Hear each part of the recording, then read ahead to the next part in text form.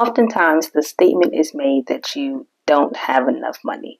And then someone like me comes along, looks at your bank statement, shows you all the ways that you're spending money unnecessarily and how you can stop those things in order to put money back in your pocket. Some of those obvious ways are stop eating out so much, cancel those subscriptions you aren't using, stop lending money to people that are never going to pay you back, right? But then there are not so obvious ways you can put money back in your pocket. So let's talk about that one. My first question to you is, what does a credit card mean to you? So just stop and think about that for a second. My next question to you is, how do you use your credit cards? Are they for emergencies? Are you using them to cover your bare necessities? Are you using it to fund trips, shopping sprees, activities? How are you using them? So sit and think about that as well. Now, the answer to both of my previous questions are irrelevant to this video. I have made other videos and I'll put them on the screen about credit cards, how to use them to your advantage and things of that nature. So that's not what this video is about, but I wanted you to think about it as we progress through this video. Because the point of this video leads to a more specific question. It's not about how you use your credit cards per se. It's about, do you pay the balance off or do you carry one from month to month on your statement? And the reason that's important, because the answer to that question will determine if you are helping yourself build wealth or if you're diminishing it. Now, in order to convey my point, I'm going to pull up my handy dandy whiteboard and let's look at a mathematical problem, shall we?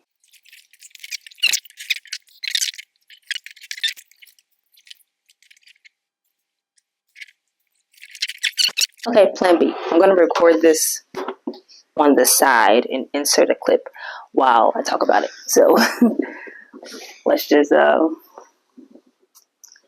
that didn't happen. Okay, so in our mathematical situation here, you are the person in question and you have a credit card. On this credit card, you've made some purchases, okay? Let's say first purchase, brunch with the gang. The gang asks you out, like, hey, let's get some brunch. You said, yeah, boom, we spent $65 on this credit card. After that, you're like, I need to fuel up my car for the week. So you go stop at the gas station, $25 worth of gas to get you through the week. Then you were scrolling through your emails and you saw that your favorite store is having some blowout sale on skincare products. And girl math tells you that, well, I would have spent more money on these products anyway, so I might as well get them on sale right now, right? You spend $115 on that sale. The next purchase you make is groceries. You got to eat for the weekend. For the cost of eggs nowadays, that was like $100 of groceries that should get you through the week. So we add that to the card as well. Next outing is happy hour. Now, in my opinion, the benefit of happy hour is to get the things that you would have gotten at a cheaper discount. Other people tend to use this as a way to get more for the same amount they would have spent, right? So instead of the drink costing $4 and you just getting one drink, you're like, well, I would have spent $10 on this, so let me just go ahead and get 3. So you end up spending more money on happy hour than you would have otherwise. So let's say you went ahead and spent $45 at happy hour. You've been doing all these things for yourself and having fun, and your girlfriend's like, well, when are we going to go out? So boom, now you got to take her out. So you spent $130 on date night with the girlfriend. Great time, great vibes. And then lastly, on your way out of that restaurant that you took your girlfriend to, there was a nice stand of those people selling the book bags. I know you've gotten stopped by them before. And they're like, hey, help out these kids, buy this book bag. So boom, there you go.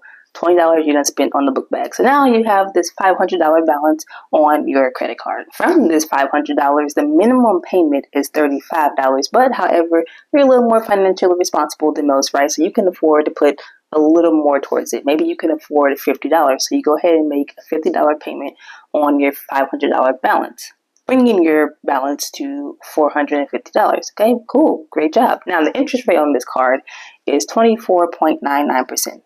APR. I'm going to underline the A because that is an annual APR. That's not like a monthly thing you're getting charged, right? So your annual APR, 24.99%. Let me show you how that is calculated. So here's a little bonus education opportunity for you. Because this is an annual percent rate, you're going to start by dividing that by 12 because there's 12 months in a tax year. I say a tax year because that's the reason the calendar was invented. So yes, 12 months. You're going to divide that by 12 months, and then from that, you're going to get 2.08%. So that is what your monthly rate is. Now, some credit card companies, they give you a daily interest rate. So some months have 28 days, some months have 30, some months have 31. So for the sake of the most, I'm going to use a 31-day example. So now you're going to take your 2.8% that signifies your monthly interest, and we're going to divide that by 31 because there's 31 days in this particular month, leading to your percent rate being 0.067% per day, right? Okay. Are you with me so far? Okay, cool. In order to get how much you're going to get charged interest per day on this balance, you have to take that $450 balance that you have, multiply it by that 0.067%, that's your daily interest, and that's the number you're going to get, which is 30 cents. Now you're going to take that 30 cents, and assuming that you're not spending any more money, you're not accruing a more balance, you're just going to multiply that by 31 days, making it a $9 interest rate at the end of the month. You may be thinking, it's not so bad, right? Right? Now here's where I'll challenge you. So let's go to the second part of this whiteboard.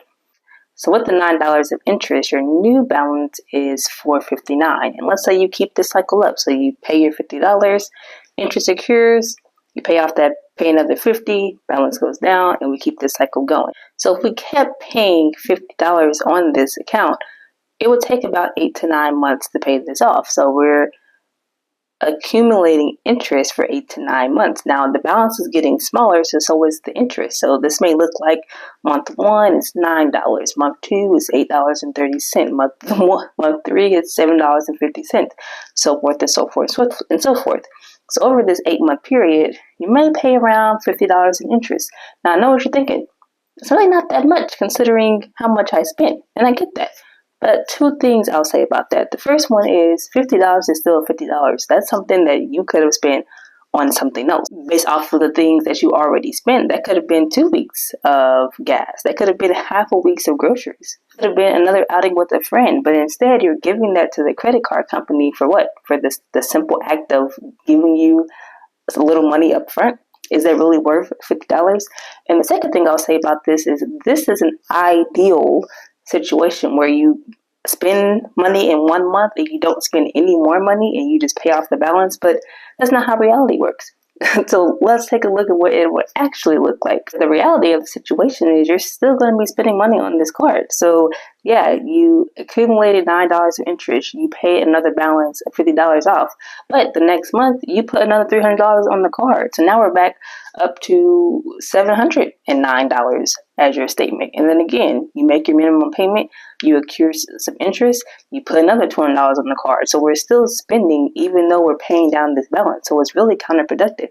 And now the interest is going to look a little higher. So instead of it being $9, $8, and it's going down, it's going to be fluctuating. It's going to go up some months, it's going to go down some months. Now interest is going to look like $16 one day, $23 another day, $19, $16. So we're getting all these fees accumulated over that time period. So now by the end of that 8-month period, you may be looking somewhere around $160 to $200 of interest that you've paid on this card over time. Now the numbers are looking a little more significant. So the point of me showing you this is to convey the point that you actually can put money back into your pocket by avoiding interest on your credit cards. Interest in general, on any kind of situation. And how do we do this? Pay off your balances in full so that you don't have this interest carrying over month to month. Well, KT, if I had the money, obviously I'd pay my card off. Okay, what that sounds like to me is that you need better financial habits. To help you with that, I'll drop some more videos that I've created on that particular topic to help you create a better financial life for yourself and develop good habits so that things like this don't happen to you. The last thing I will say is to answer a question that I get often, and that's, okay, I have money in my savings account. I'm carrying a credit card balance. Do I take the money out of my savings account and put it towards my credit card so that I don't pay this interest? Do you recommend I do that? Here's my answer to that question. If the interest you are accruing in your savings account is more than the interest you're accruing on your credit card balance, then no. But if it's the opposite, then yes. And I say this because the former is still making you money while the latter is not. So let me explain that a little bit. If you earned $80 worth of interest on your savings account balance, but you're carrying a balance of $40 of interest on your credit cards. So if you made $80 and now you're losing $40, the net of that is still positive. You still made $40. You're still on the up. We're still in the positive. Or let's not forget, if you didn't have any credit card debt at all, you'd be $80 up, right? So we're still losing, but we're not losing as much as the point I'm making. But if whatever savings account you're using is only giving you $2 of interest, but your credit card debt is $40 of interest, you're losing, right? Like the $2 isn't really doing anything for you. So in that situation, I would just take some money out of my savings account and pay off this card because, again, that is losing me money. Take some money out of your savings account, pay off that credit card balance, and then the key here is to stay out of credit card debt, because if you get in the habit of just taking money out of your savings, putting it towards your credit card, you're losing both ways. And we don't want that. The savings account should be for emergency funds, long-term commitments, travel, trips, things you want to do with your life in the future, not things that you're doing right now because you're not spending your money wisely. So I'll say that again in case it was a little choppy. If your savings account is only giving you $2 to $3 of interest every month by holding your money in there, but the credit card balance that you're carrying is charging you $30, $40, $50 of interest every month, it's best to just go ahead and use your savings account money to pay off that balance and then stay out of debt. Do not get back into credit card debt. Spend your money wisely and then use that money to rebuild your savings. So if you had to take $200 out of that account in order to pay off your credit cards, start putting money every month back into that account so that you can get that $200 back. But in the reverse situation, if your savings account is giving you $100 a month in interest for keeping your money in there, but then your credit card is only charging you $16 to $20 a month for interest, then you can get away with not taking the money out and just letting that interest, play out until you pay it off. So you have to think about your net positive and think about the positive gain versus the negative loss that you could be experiencing. So that's more of a personal decision. I hope that video helps and gives you a little motivation on how to wisely use your credit cards. Credit cards have a great place in our lives if we use them wisely. But when it comes to us just paying these cards interest because we are able to spend our money wisely, that's when it becomes a problem. So the knowledge we gain is powerful, but the knowledge we share makes a difference. So be sure to share this video with someone that you know doesn't have the best financial habits, especially when it comes to credit cards. If you like this video, you know what to do. Give me a thumbs up and I will catch you in the next one. As always, don't forget to crush it.